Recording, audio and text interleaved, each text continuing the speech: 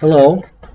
What we'd like to do today is talk a little bit about our new BEST Building Efficiency System tool software for calculating the energy consumption and life cycle cost of HVAC systems.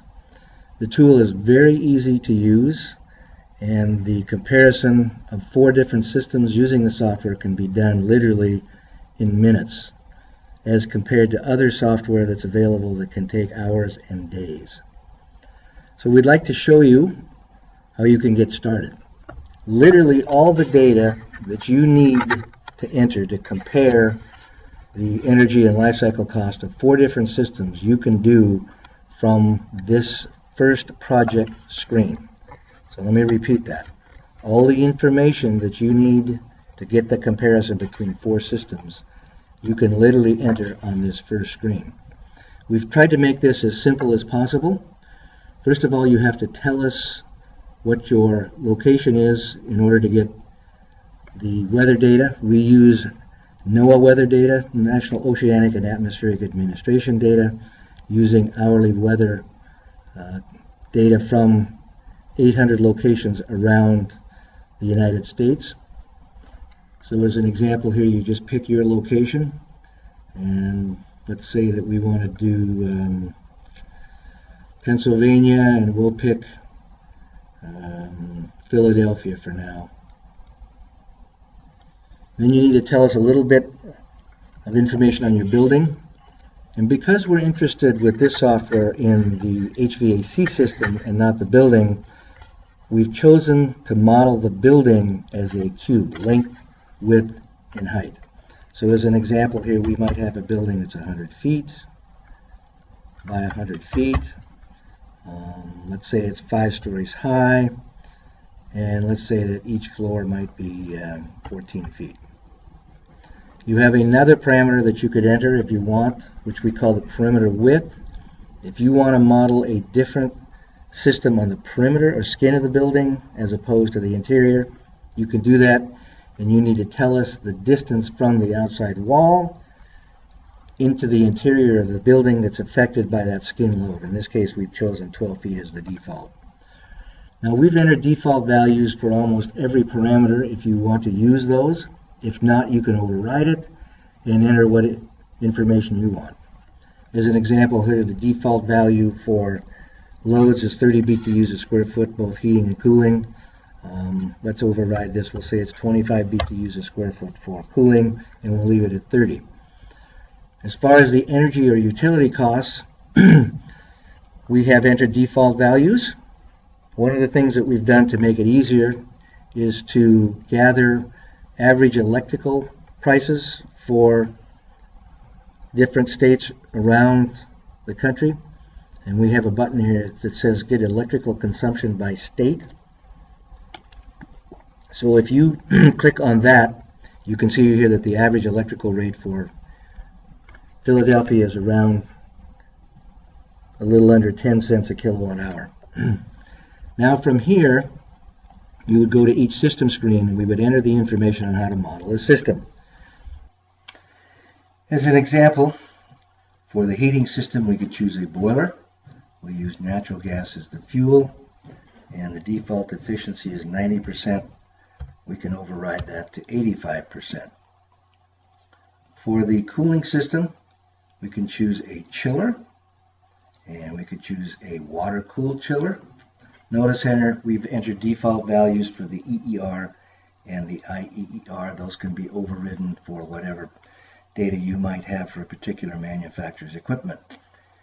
The screen is laid out from left to right, starting with the heating and cooling sources on the left, the piping and duct systems distribution in the center, and the terminal units on the right-hand side. For the piping system, we can choose a 2-pipe standard.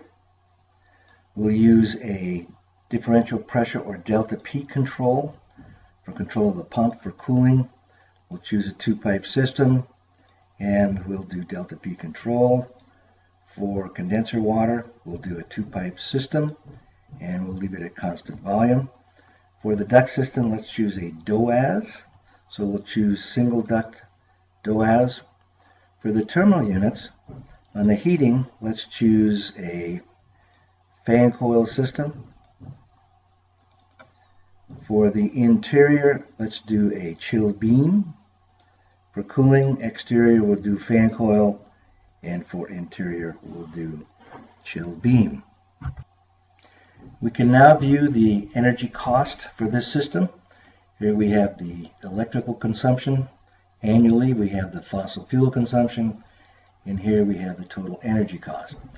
We can also do a life cycle cost for this system. In the upper right hand corner, we have a life cycle cost box. We can click on the estimate button, and from here we can choose some predefined systems to estimate the first cost. These first costs were derived from a number of contractors around the country and represent typical HVAC costs. For our particular example, we're going to do a chill beam with a water-cooled chiller. If we choose OK, we've now filled in the information for the first cost, the annual maintenance cost, and the replacement cost. From here we can view a summary. If we go to the energy cost screen, here's the energy cost for this particular system. And if we go to the life cycle cost screen, we now have the total life cycle cost for that particular system. Although this is fairly straightforward, we have another method that makes it quicker and easier for you to enter the data for these 4 different systems. Back on the project screen in the upper right hand corner, we have a predefined systems box. If you click on the select button, you can now choose from a drop-down list of pre-configured systems in order to enter the data. For system 1, let's choose a chill beam system. We'll make it an air-cooled chiller, and we'll do standard 4-pipe system. For system 2, let's use a heat pump. That's a water source to air. This would be a standard boiler tower system, and we'll use a 2-pipe distribution system. For system 3, let's use a variable air volume system, or VAV. We'll use an air-cooled chiller as well, and we'll do a standard 4-pipe system. And finally, for system 4, we'll choose a VRF system, and we'll use an air source heat pump. We can now go to each system screen, and you can see here that we filled in all the information for each system. If you would like, you can override again any of that data with any specific information that you have that's different than our default values. I can now go directly to the energy cost screen, and here's the energy costs of the 4 different systems. In the lower left-hand corner, you're going to see the energy savings of the most efficient over the other 3. In this particular case, it happens to be the chill beam system. In the upper right-hand corner, we have a screen that we call the BEER rating. This is the building energy efficiency ratio as opposed to the equipment energy efficiency ratio. This is essentially a system IEER that we call the building energy efficiency ratio. I can also go to the life cycle cost screen, and here we have the life cycle cost of the 4 different systems. In the lower left hand corner, you can see the life cycle cost of the 4 different systems. And in the upper right hand corner, we have the payback of each system over the lowest first cost. So that is a quick summary then of how to do an energy cost and a life cycle cost of 4 different systems using the System Wizard.